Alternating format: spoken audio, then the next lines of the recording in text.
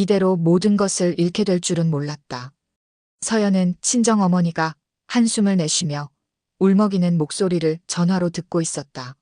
손이 떨렸다. 이게 도대체 무슨 일인지 이해할 수 없었다. 서연아, 그 땅을 팔았어. 내 시어머니한테. 서연의 머릿속이 하얘졌다. 친정 부모님이 평생 지켜온 그 땅을 시어머니 정숙에게. 어떻게 이런 일이. 1년 전으로 기억이 거슬러 올라갔다. 서연의 카페 문을 열고 매일 같은 시간에 들어오던 그 남자 준호. 단골 손님이었던 그는 언제나 구석자리에 앉아 조용히 책을 읽었다. 오늘도 아메리카노 한 잔이요. 서연은 50살에 가까운 나이에도 단정한 모습으로 카페를 운영했다. 남편과 이혼 후 10년간 홀로 일구어온 이 작은 공간은 그녀의 자존심이자 삶의 터전이었다. 봄날의 따스한 오후, 준호는 평소와 달리 서연에게 말을 걸었다. 혹시 퇴근 후에 같이 저녁 드실 수 있을까요? 예상치 못한 제안에 서연은 당황했다. 그동안 단순한 인사말 외에는 대화를 나눈 적이 없었기 때문이다. 잠시 망설이던 서연은 준호의 진지한 눈빛에 고개를 끄덕였다. 네. 6시에 문을 닫아요. 그날 저녁 근처 조용한 식당에서 준호는 자신을 소개했다. 48살의 건축사무소 운영자로 이혼한 지 5년 되었다고 했다. 서연의 카페를 발견한 건 우연이었지만 그녀를 알아가고 싶은 마음은 우연이 아니라고. 솔직히 말하면 첫눈에 반했습니다. 서연은 오랜만에 가슴이 따뜻해지는 느낌을 받았다. 이런 감정을 잊고 산 지 오래였다. 저에게는 20살 된 아들이 있어요. 대학생이죠. 준호도 고등학생 딸이 있다고 했다. 둘은 비슷한 처지에, 비슷한 나이에 서로의 상처를 이해할 수 있는 사람들이었다. 그렇게 시작된 연애는 자연스럽게 흘러갔다. 준호는 성실하고 다정했다. 그는 서연의 카페에 매일 찾아와 커피를 마시며 짧은 대화를 나누곤 했다. 퇴근 후에는 함께 저녁을 먹거나 영화를 보러 갔다. 서연 씨와 함께하는 시간이 참 좋습니다. 6달이 지난 어느 날, 준호는 강가에서 서연에게 청혼했다. 그녀의 손을 꼭 잡고 진지하게 말했다. 서연 씨, 저와 결혼해 주세요. 남은 인생을 함께하고 싶습니다. 서연은 잠시 망설였다. 나이 42에 다시 시작하는 결혼이 쉬운 결정은 아니었다. 하지만 준호의 진심 어린 눈빛과 그동안 보여준 성실함이 그녀의 마음을 움직였다. 네, 함께하고 싶어요. 결혼식은 소박하게 치렀다. 양가 가족들과 가까운 친구들만 초대해 조용히 진행했다. 서연의 부모님은 딸의 새 출발을 진심으로 축하했다. 우리 딸이 다시 행복해지는 모습을 보니 정말 기쁘구나. 준호의 어머니 정숙도 미소 지으며 서연을 반겼다. 우리 아들이 좋은 사람을 만났네요. 앞으로 잘 부탁드립니다. 정숙의 우아한 태도와 점잖은 말투에 서연은 안심했다. 좋은 시댁을 만난 것 같아 다행이라고 생각했다. 결혼 후 첫 몇 달은 행복했다. 서연은 카페를 계속 운영하며 새 가정의 생활에 적응해 갔다. 준호는 변함없이 다정했고 그의 딸 지은도 서연을 잘 따랐다. 그러나 서연은 몰랐다. 이 평온한 일상이 곧 깨질 것이라는 사실을. 정숙의 진짜 모습이 드러나기 시작할 것이라는 사실을. 친정어머니의 흐느끼는 목소리를 들으며 서연은 지난 1년을 되돌아보았다. 어떻게 이 지경까지 오게 된 걸까? 그리고 이제 어떻게 해야 할까? 결혼 후 첫 2달은 꿈같이 행복했다. 서연은 오전에 카페를 열고 준호는 아침 일찍 출근했다. 저녁이면 함께 식사를 하고 조용한 대화를 나누며 서로의 하루를 공유했다. 주말에는 가끔 준호의 딸 지은이 놀러왔고 그럴 때마다 서연은 정성껏 음식을 준비했다. 이모가 만든 케이크 정말 맛있어요. 아빠, 나 이모랑 함께 살아서 너무 좋아. 지은의 순수한 미소에 서연은 가슴이 따뜻해졌다. 새로운 가족을 얻은 기쁨이 컸다. 첫 번째 변화는 결혼 3개월 즈음 정숙의 방문 빈도가 늘어나면서 시작됐다. 처음에는 주말에 한 번씩 찾아오던 정숙이 이제는 일주일에 두세 번 불쑥 방문했다. 집안일을 도와준다는 명목이었지만 오히려 서연의 살림살이를 이것저것 간섭하기 시작했다. 서연 씨, 이렇게 하면 안 되지. 우리 준호는 이런 스타일 좋아하지 않아. 내가 직접 해줄게. 서연은 불편했지만 참았다. 시어머니의 호의라 생각하며 웃음으로 넘겼다. 어느 주말 정숙은 우연히 서연의 카페 이야기를 꺼냈다. 서연 씨 카페 자리가 꽤 괜찮더라고. 월세인가요? 아니면 건물을 산 건가요? 서연은 별 생각 없이 대답했다. 네, 장사가 잘 되어서 3년 전에 대출받아 건물을 샀어요. 정숙의 눈빛이 순간 변했다. 서연은 그 의미를 알아채지 못했다. 그 다음부터 정숙은 서연의 부모님의 관심을 보이기 시작했다. 특히 친정 부모님의 재산에 대해 자연스럽게 물어보곤 했다. 서연 씨 부모님은 무슨 일을 하셨나요? 땅이 있으시다고요? 어디쯤인가요? 서연은 부모님이 서울 외곽에 작은 땅을 가지고 계시다고 말했다. 여든이 넘은 부모님이 수십 년간 지켜온 땅이었다. 결혼 반년쯤 지났을 때 정숙은 자주 준호와 둘만의 대화를 나누었다. 그 후 준호의 태도에 미묘한 변화가 생겼다. 예전처럼 다정했지만 가끔 어머니 편을 들며 서연을 난처하게 만들었다. 서연아, 어머니가 우리 걱정해서 그러시는 거야. 좀 이해해줘. 서연은 처음으로 불안감을 느꼈다. 하지만 이 불안감이 곧 현실이 될 줄은 몰랐다. 정숙은 어느 날 갑자기 손주 이야기를 꺼냈다. 서연과 준호 사이에는 나이 차이가 있었고 이미 각자의 자녀도 있었기에 아이 계획은 없었다. 요즘 늦게 아이 가지는 부부 많아. 우리 집안에 대를 이을 아이가 있어야지. 시어머니의 압박이 시작됐다. 그리고 그것은 서연의 평화로운 일상을 깨는 첫 번째 균열이었다. 서연 씨, 아이를 위한 미래를 생각해야죠. 요즘 같은 세상에 자산 없이 어떻게 살겠어요? 정숙의 말에 서연은 어색하게 웃었다. 아직 아이 계획도 없는데 무슨 소리인지 이해할 수 없었다.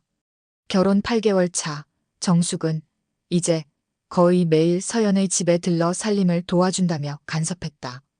서연이 카페에서 일하는 동안 정숙은 서연의 집을 마음대로 정리하고 냉장고 속 음식까지 바꿔놓았다.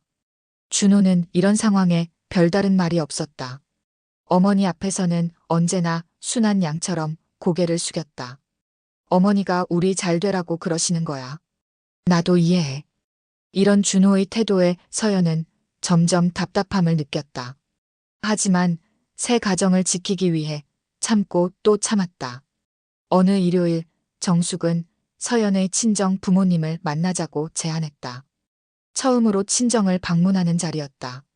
서울 외곽의 조용한 동네. 서연의 부모님은 오랜 세월 살아온 단층집에서 정숙 일행을 반갑게 맞이했다. 어서 오세요. 드디어 며느리를 얻은 아드님, 어머니를 뵙게 되네요. 서연의 어머니 영수는 정성껏 준비한 음식을 내왔다. 대화는 처음엔 화기애애했다. 그러나 식사가 끝나갈 무렵 정숙이 갑자기 화제를 돌렸다. 이 동네가 참 좋네요. 아, 서연 씨 말로는 이 근처에 땅이 있다고 하던데. 서연의 아버지 병국은 별 생각 없이 대답했다. 네, 저 뒤편에 조그맣게 있습니다. 젊었을 때부터 모아둔 거죠. 정숙의 눈빛이 변했다. 서연은 그 순간 불길한 예감을 느꼈다. 그 후 정숙은 자주 서연의 부모님을 찾아갔다. 특히 서연이 카페에서 일할 때 홀로 방문해 서연의 어머니와 이야기를 나누곤 했다. 준호조차 이런 사실을 모르고 있었다. 결혼 1년이 되어가던 어느 날 서연은 친정어머니로부터 충격적인 전화를 받았다. 서연아, 미안하다. 내 시어머니가 계속 찾아와서 땅 이야기를 하는데 결국 팔기로 했어. 서연은 어머니의 말을 믿을 수 없었다. 엄마, 무슨 소리예요? 그 땅은 평생 지키시겠다고 하셨잖아요. 영순의 목소리가 떨렸다. 내 시어머니가 말하길 아이를 가지면 학자금도 필요하고 그 땅을 팔면 좋은 아파트를 마련할 수 있다고. 서연은 충격의 말을 잇지 못했다. 아이? 무슨 아이?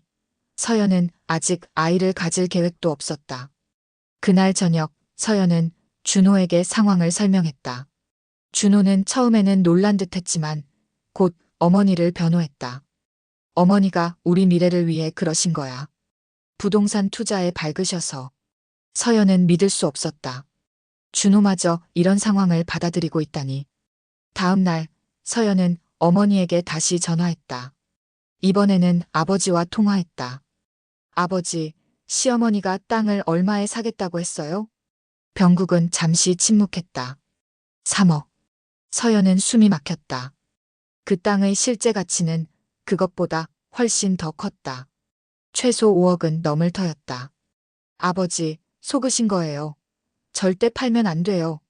서연은 정숙을 만나기 위해 서둘러 집으로 향했다. 머릿속이 복잡했다. 어떻게 시어머니가 친정 부모님의 땅을 탐낼 수 있을까? 더구나 실제 가치보다 훨씬 싸게 사려 한다니. 집에 도착하자 정숙이 준호와 이야기를 나누고 있었다. 서연을 보자 정숙은 평소와 다름없이 미소를 지었다. 서연 씨, 일찍 왔네요. 오늘 카페는 어땠어요? 서연은 참을 수 없었다. 어머님, 우리 부모님 땅 이야기가 있었다면서요? 정숙의 표정이 순간 굳었지만 곧 다시 미소를 지었다. 아, 그거요? 네, 서연 씨 부모님께 제안을 드렸어요. 우리 준호와 서연 씨의 미래를 위해서죠. 서연은 심호흡을 했다. 어머님, 그 땅은 부모님이 평생 지켜온 거예요. 게다가 실제 가치는 3억이 아니라 최소 5억은 넘어요. 정숙은 서연을 쳐다보며 말했다. 부동산 가치는 상대적인 거예요. 그리고 저는 그 돈으로 서연 씨와 준호의 더 좋은 집을 마련해 주려고 했어요. 아이가 생기면 더 넓은 공간이 필요하잖아요. 서연은 황당했다. 어머님, 저희는 아직 아이 계획이 없어요. 그리고 제 부모님을 속이시면 안 되죠. 준호가 끼어들었다. 서연아, 어머니가 우리 미래를 생각해서 그러신 거야. 내 부모님도 이해하셨잖아. 서연은 남편마저 어머니 편을 드는 모습에 실망했다. 당신도 이런 상황을 아는 거였어? 어떻게 내 부모님이 속는 걸 지켜볼 수 있어? 준호는 어색하게 웃었다. 서연아, 너무 예민하게 반응하지 마. 부동산 거래는 원래 그런 거야. 내 어머니가 나쁜 사람이 아니잖아. 서연은 분노를 참을 수 없었다. 하지만 더 큰 문제는 다음 날 찾아왔다. 친정어머니로부터 전화가 왔다. 서연아, 아버지와 큰 싸움이 났어.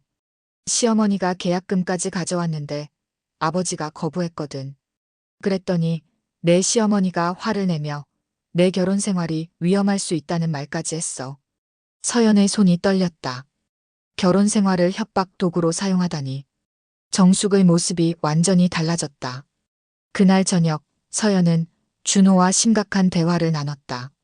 당신 어머니가 우리 결혼 생활까지 언급하면서 땅을 팔라고 협박했대. 이게 말이 돼? 준호는 당황한 듯했지만 여전히 어머니를 변호했다. 어머니가 그런 의도는 아니었을 거야. 오해가 있었던 것 같아. 서연은 마음이 무너져 내렸다. 자신의 남편이 이렇게까지 어머니 편을 들 줄은 몰랐다. 다음 날 서연이 카페에서 일하는 동안 정숙은 다시 친정을 찾아갔다. 이번에는 계약서와 함께. 서연의 어머니 영수는 남편이 없는 틈을 타 결국 계약서에 서명했다. 정숙의 끈질긴 설득과 압박에 결국 무너진 것이다. 저녁 영수는 울면서 서연에게 전화했다. 서연아, 미안해. 엄마가 약해서. 내 시어머니 말이 그럴듯해서 결국 계약서에 사인했어. 서연은 그 자리에 주저앉았다. 어떻게 이런 일이 벌어질 수 있을까? 그리고 이제 어떻게 해야 할까? 모든 것이 무너져 내리는 기분이었다. 서연은 곧바로 친정으로 달려갔다. 거실에서는 평소 조용하던 아버지 병국이 격분한 목소리로 어머니를 질책하고 있었다. 어떻게 내 모르게 그런 계약을 할 수 있어? 이 땅은 우리가 50년 넘게 지켜온 거라고. 어머니 영수는 고개를 숙인 채 흐느끼고 있었다.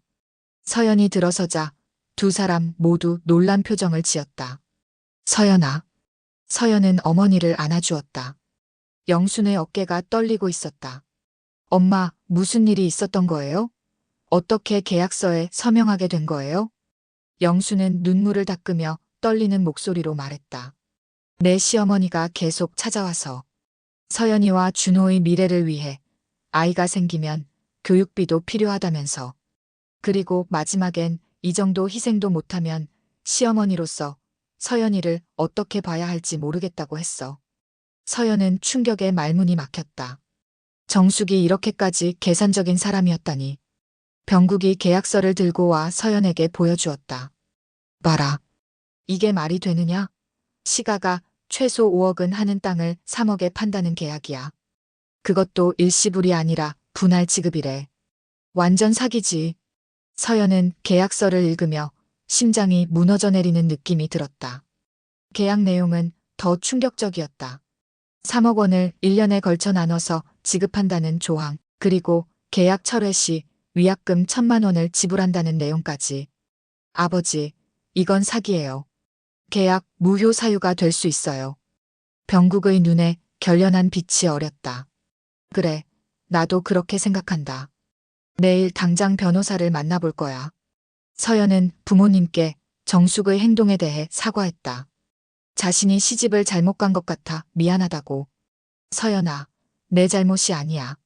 내 시어머니가 잘못한 거지. 집으로 돌아온 서연은 준호에게 모든 사실을 털어놓았다. 계약서의 부당한 내용, 정숙의 강압적인 태도, 그리고 친정 부모님의 갈등까지. 준호는 처음으로 당황한 기색을 보였다. 그런 내용이었어? 어머니는 그냥 좋은 가격에 투자할 기회라고만 하셨는데. 서연은 남편의 눈을 똑바로 쳐다보았다. 당신은 정말 아무것도 몰랐어? 어머니가 내 부모님을 속이려 한다는 걸. 준호는 고개를 숙였다. 그의 침묵이 모든 것을 말해주고 있었다. 그는 어느 정도 알고 있었던 것이다. 미안해. 어머니가 워낙 고집이 세서. 나도 어쩔 수 없었어. 서연은 배신감에 가슴이 찢어지는 듯했다. 남편마저 이런 일에 동조했다니. 다음 날 아침, 서연의 아버지가 변호사와 상담한 결과를 전화로 알려왔다. 계약서에 강압적인 요소가 있었다는 증거만 있으면 계약을 무효화할 수 있다고 했다. 그러나 증거를 찾는 것이 쉽지 않았다. 서연은 용기를 내어 정숙에게 직접 전화했다. 어머님, 우리 부모님 땅 계약건에 대해 이야기하고 싶어요. 정숙의 목소리는 차갑게 변했다. 무슨 말이죠? 이미 계약은 성사됐어요. 계약금도 지불했고요. 서연은 심호흡을 했다. 어머님, 그 계약은 부당해요. 실제 가치보다 훨씬 낮은 가격이고 지불 방식도 불합리해요. 정숙의 목소리가 더욱 날카로워졌다. 서연 씨, 비즈니스는 그런 거예요. 누가 더 영리하냐의 문제죠. 당신 부모님이 계약에 동의하셨잖아요. 통화를 마친 서연은 충격에 빠졌다. 이것은 단순한 오해가 아니었다. 시어머니는 처음부터 계산하고 있었던 것이다. 땅을 되돌려주세요. 그렇지 않으면 법적 대응을 할 수밖에 없습니다. 서연의 아버지 병국은 정숙을 자신의 집으로 불러 단호하게 말했다. 거실에는 병국, 영순, 서연, 그리고 정숙이 앉아 있었다. 준호는 마지막 순간에 일이 바쁘다며 오지 않았다. 정숙은 우아한 미소를 지으며 대답했다. 병국 씨, 사업은 사업입니다. 계약서에 서명하셨잖아요. 이미 계약금도 지불했고요. 철회하시려면 위약금을 내셔야죠. 병국의 얼굴이 붉어졌다. 당신은 처음부터 속였어. 실제 가치의 절반도 안 되는 가격으로 계약을 강요하다니. 정숙은 여전히 침착했다. 강요라뇨? 영순 씨가 자발적으로 서명하셨어요. 제가 강제로 시킨 적 없습니다. 서연은 더 이상 참을 수 없었다. 어머님, 제발 솔직해지세요. 어머님은 우리 부모님을 속였어요. 아이를 위한 안정된 미래라는 명분으로요. 우리는 아직 아이 계획도 없는데요. 정숙의 표정이 순간 굳었다가 다시 미소를 지었다. 서연 씨, 당신은 아직 젊어서 모르는가 봐요. 부동산은 기회가 왔을 때 잡아야 해요. 나는 당신과 준호의 미래를 위해 이 모든 걸 했어요. 병국이 탁자를 3개 내리쳤다. 거짓말 마. 당신은 내 딸 가족을 이용해 헐값에 땅을 사려고 한 거야. 정숙의 태도가 돌변했다. 뭐라고요? 제가 얼마나 좋은 조건을 제시했는데. 그리고 서연이 우리 준호를 만난 것 자체가 행운이에요. 우리 아들이 어떤 집안 아들인데. 순간 영순이 고개를 들었다. 평소 조용하던 영순의 눈에 분노가 서렸다. 당신이 날 속였어요. 서연이와 준호의 행복을 위해라고 했지만 실은 자신의 이익만 챙기려 했던 거죠. 정숙은 코웃음을 쳤다. 그런 식으로 말씀하시면 곤란해요. 이건 비즈니스예요. 그리고 내 아들이 당신 딸과 결혼한 것도 사실 큰 양보였어요. 카페나 하는 이혼녀라니. 서연의 가슴이 무너져 내렸다. 정숙의 진짜 속내가 드러나는 순간이었다. 병국이 벌떡 일어났다. 당장 나가. 계약은 무효야.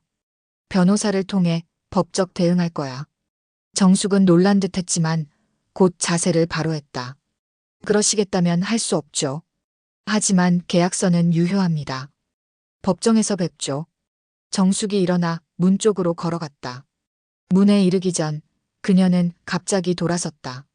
서연 씨, 이 일이 준호에게 어떤 영향을 미칠지 생각해 봤나요? 내가 아들에게 어떤 말을 할지.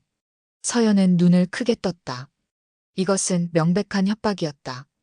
어머님, 그게 무슨 뜻이죠? 정숙은 차갑게 웃었다. 아들에게 내 아내가 우리 가족을 배신했다고 말하면 어떨까요? 준호는 누구 말을 더 믿을까요? 병국이 분노에 떨며 다가갔다. 감히 우리 딸을 협박해. 정숙은 손을 들어 병국을 제지했다. 협박이 아니라 현실이에요. 준호는 내 아들이니까. 정숙이 떠난 후 거실에는 무거운 침묵이 내려앉았다. 서연은 눈물을 참으며 부모님을 바라보았다. 정말 죄송해요. 이런 시어머니를 두게 해서. 영수는 딸을 꼭 안아주었다. 내 잘못이 아니야. 우리가 너무 순진했던 거지. 병국은 결연한 표정으로 말했다. 이제 더 이상 물러서지 않겠다. 내일 당장 변호사를 만나서 대응책을 마련할 거야. 서연은 집으로 돌아와 준호를 기다렸다. 마음은 이미 무너져 내렸지만 남편과 마지막으로 대화해야 했다. 그의 선택이 무엇일지 확인해야 했다. 밤 10시 준호가 돌아왔다. 그의 표정은 이미 많은 것을 말해주고 있었다. 어머니한테 전화 받았어. 서연과 준호는 거실에 마주 앉았다. 준호의 얼굴은 지쳐 보였다. 어머니와 아내 사이에서 갈등하는 모습이 역력했다. 어머니가 다 말씀하셨어. 내 아버지가 계약을 파기하겠다고. 서연은 한숨을 내쉬었다. 당신 어머니가 어떻게 우리 부모님을 속였는지 알아? 실제 가치의 절반도 안 되는 가격에 분할 지급으로 게다가 철회 시 위약금까지 물게 하는 계약이었어. 준호는 고개를 숙였다. 어머니는 그저 좋은 투자 기회라고 생각하셨대. 그리고 우리의 미래를 위해서. 서연은 참을 수 없이 분노가 치밀어 올랐다. 미래? 어떤 미래? 당신 어머니는 오늘 내 부모님 앞에서 내가 카페나 하는 이혼녀라고 했어. 당신과 결혼한 게 내게는 행운이었다고. 준호의 얼굴이 창백해졌다. 정말? 어머니가 그렇게 말씀하셨어? 서연은 냉소적으로 웃었다. 이제 와서 놀란 척해? 당신도 알고 있었잖아. 어머니가 우리 부모님을 속이고 있다는 걸. 그런데도 당신은 아무 말도 하지 않았어. 준호는 변명하려 했다. 서연아, 나도 어머니를 말리려고 했어. 하지만 어머니는 내 말을 들으시지 않아. 평생 그랬어. 서연은 더 이상 참을 수 없었다. 그래서 당신은 영원히 어머니 앞에서 아무 말도 못하는 아들로 살 거야? 부모님이 속고 있는데도 가만히 지켜만 볼 거라고? 준호의 눈에 갈등이 서렸다. 어머니는 우리 위해서. 서연은 그의 말을 자르며 폭발했다. 우리가 아니라 어머니 자신을 위한 거야. 당신은 정말 아무것도 모르는 거야? 어머니가 내 부모님을 이용해서 싼 값에 땅을 사려 한 거라고. 그리고 이제는 우리 결혼 생활까지 위협하고 있어. 서연의 울분 어린 목소리에 준호는 말문이 막혔다. 잠시 침묵이 흘렀다. 서연아, 미안해. 나는 어머니를 말릴 용기가 없었어. 서연은 차갑게 말했다. 이제 선택해야 해. 당신 어머니를 따를 거야. 아니면 당신의 아내인 나를 지지할 거야. 준호의 얼굴에 고통스러운 표정이 어렸다. 처음으로 그는 진지하게 상황을 직시하는 듯했다. 그때 초인종이 울렸다. 문을 열자 정숙이 서 있었다. 그녀의 표정은 여전히 자신만만했다. 준호야, 엄마가 왔어. 서연 씨하고 좀 이야기해야겠어. 정숙은 서연을 무시한 채 거실로 들어와 앉았다.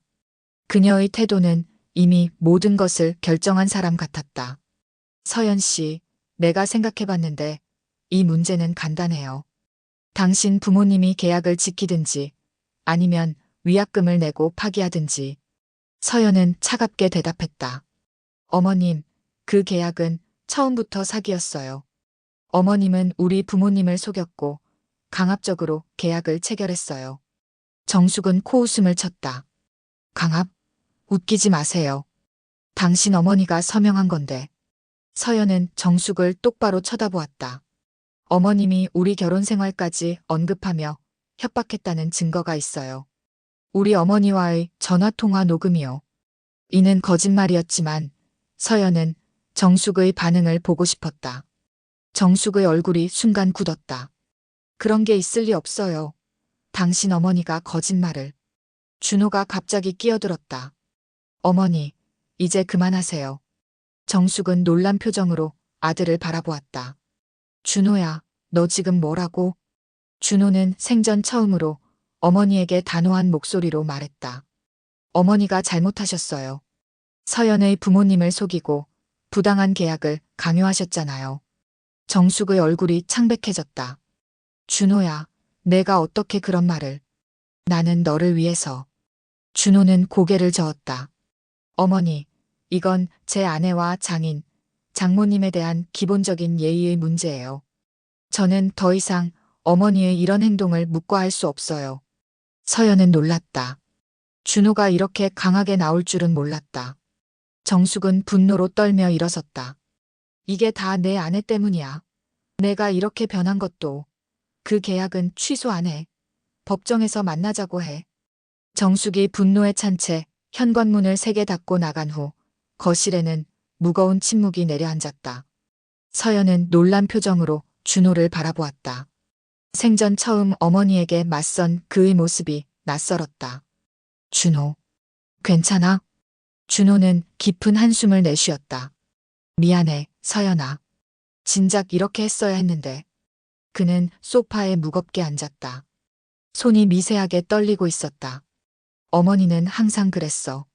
모든 것을 자기 방식대로 통제하려고. 내 첫 결혼도 어머니가 원하는 대로. 서연은 준호 옆에 앉았다. 그의 눈에는 오랜 세월 누적된 상처가 보였다. 내가 너무 약했어. 어머니 앞에서는 항상 어린아이 같았지. 하지만 오늘 내 부모님이 당하는 부당함을 더 이상 지켜볼 수 없었어. 서연은 남편의 손을 잡았다. 처음으로 진짜 준호를 보는 것 같았다. 다음 날 아침, 준호는 변호사를 만나러 갔다. 시어머니가 친정 부모님에게 강요한 계약을 무효화하기 위한 증거를 수집하기 시작했다. 정숙의 다른 부동산 거래 기록, 비슷한 수법으로 속인 사례들까지. 3일 후 변호사는 계약 무효화가 가능하다는 의견을 주었다. 친정어머니가 정숙의 강압에 의해 서명했다는 증언, 실제 시세와 현저히 차이 나는 가격, 그리고 정숙의 이전 유사 거래 패턴이 증거가 될 수 있다고 했다. 한편 정숙은 계속해서 준호에게 전화를 걸어 압박했다. 내가 어머니를 배신하다니. 내가 널 어떻게 키웠는데. 하지만 준호는 더 이상 흔들리지 않았다. 어머니, 이제 그만하세요. 저희는 법적으로 대응할 겁니다. 그리고 당분간 연락하지 마세요. 정숙은 마지막 수단으로 준호의 아버지까지 끌어들였다. 은퇴한 사업가였던 그는 오랫동안 아내의 그늘에 가려 살았지만 이번 일에는 놀랍게도 아들 편을 들었다. 정숙 씨, 당신 이번엔 너무했어. 다른 사람들 속이는 건 봐줬지만 우리 아들 가족까지 이용하다니. 결국 정숙의 남편은 이혼을 요구했고 오랜 세월 억눌려 살았던 울분을 터뜨렸다. 정숙은 모든 것을 잃게 될 위기에 처했다. 일주일 후 서연의 친정집에서 가족 모임이 열렸다. 병국, 영순, 서연, 그리고 준호가 함께했다. 계약은 완전히 무효화됐어요. 어머니의 계약금도 돌려드렸고요. 준호가 담담하게 말했다. 병국은 고개를 끄덕였다. 고맙네, 준호군. 자네가 아니었으면 우리 가족이 큰 손해를 볼 뻔했어. 영수는 눈시울을 붉혔다. 내가 너무 약해서. 정말 미안해. 서연은 어머니의 손을 꼭 잡았다. 괜찮아요, 엄마. 이제 다 해결됐어요. 병국이 갑자기 서류 봉투를 꺼냈다. 서연아, 사실 우리가 결정한 게 있어. 그는 서류를 서연에게 건넸다. 서연이 봉투를 열자 토지 등기부 등본이 나왔다. 그녀의 이름으로 된. 이게 무슨. 병국이 미소 지었다. 내 이름으로 바꿨다. 우린 이제 나이도 있고 내가 지켜나가는 게 좋겠어. 서연은 눈물이 왈칵 쏟아졌다. 아버지, 어머니. 준호도 감동한 표정이었다. 장인어른, 너무 과분한 선물입니다. 병국은 고개를 저었다. 선물이 아니야. 우리 딸의 당연한 몫이지. 그날 저녁 서연과 준호는 새로운 시작을 다짐했다. 정숙과는 단절하기로 했다. 준호의 아버지가 이혼을 진행 중이었고 정숙은 이제 혼자 남겨지게 되었다. 한 달 후 서연은 친정 부모님이 물려준 땅에 새로운 카페를 열기로 결정했다. 더 넓고 아름다운 공간에서 사람들에게 행복한 시간을 선물하고 싶었다. 이 땅은 단순한 재산이 아니에요. 우리 가족의 역사와 사랑이 담긴 곳이니까요. 준호는 서연의 손을 꼭 잡았다. 앞으로는 내가 당신과 당신 가족을 지킬게. 다시는 누구도 우리를 이용하지 못하게. 카페 개업식 날 서연의 부모님과 준호의 아버지가 축하해주러 왔다. 정숙은 초대하지 않았다. 그녀는 이제 모든 것을 잃고 외로이 남겨졌다. 정숙은 가끔 멀리서 카페를 바라보곤 했다. 한때 자신이 탐내던 땅에 지어진 아름다운 카페를. 하지만 서연의 가족은 그녀를 철저히 무시했다. 단절은 때로 가장 강력한 복수가 되기도 한다.